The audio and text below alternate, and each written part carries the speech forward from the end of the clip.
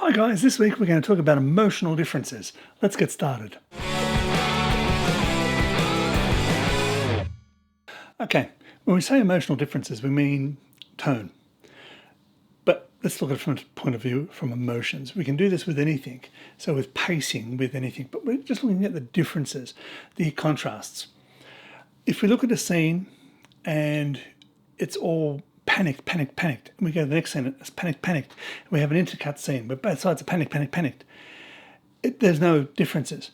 So quite often you'll see it, and it's a little bit annoying if it's badly written, where someone's absolutely panicked and the other person on the other end's going, calm down, just take it slowly, let me, what? I can't understand you because you're speaking. If they'd actually just stop and listen for a second, that'd be fine. But there is that contrast where you're pulling your hair out, like, why? Just listening to the person. If someone rings up to me and they're panicked, I stop and I listen, and then I try to engage. So, but those contrasts are really, really important. If you wrote a scene where someone rings up and they're panicked, this person on the other end going, yeah, I'm panicked too. What's happening? Yes, okay, I understand. There is no contrast, and it does not give the audience room to think or space to think. Imagine you go to a nightclub and the music's loud, so it's pounding music. In a few minutes, that becomes the norm, and you can nearly talk over it, or you have to raise your voice, but people understand you because it becomes the norm.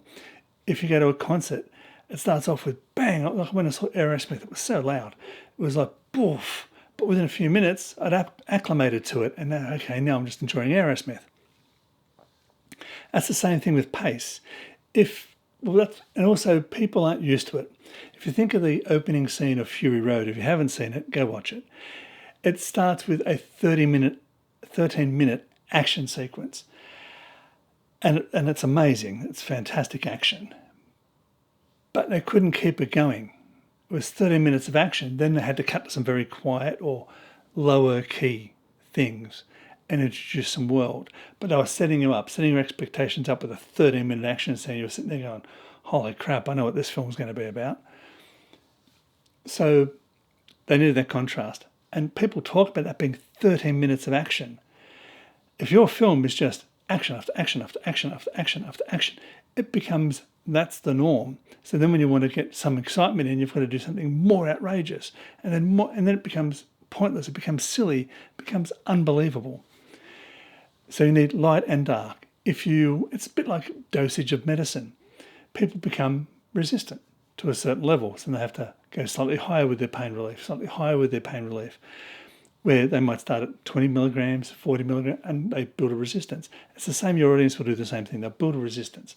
So happiness, sadness, high speed, low speed. If you're thinking from a cinematography point of view, from a wide shot down to a small shot, you need those contrasts so people also understand there's a break now. So you need a contrast within a scene. We need some tense things happening in this sequence, some light things happening in this sequence, some fast things happening, some slow things. So the slow things make the fast things. As people say, you can't have light without shadow. So you need that contrast. Now, if you're going to write a sequence of scenes, you need a big scene, you need a small scene, you need something which is high tension and something that breaks the tension. Because by breaking the tension, you feel that other tension. This is a very, very short episode.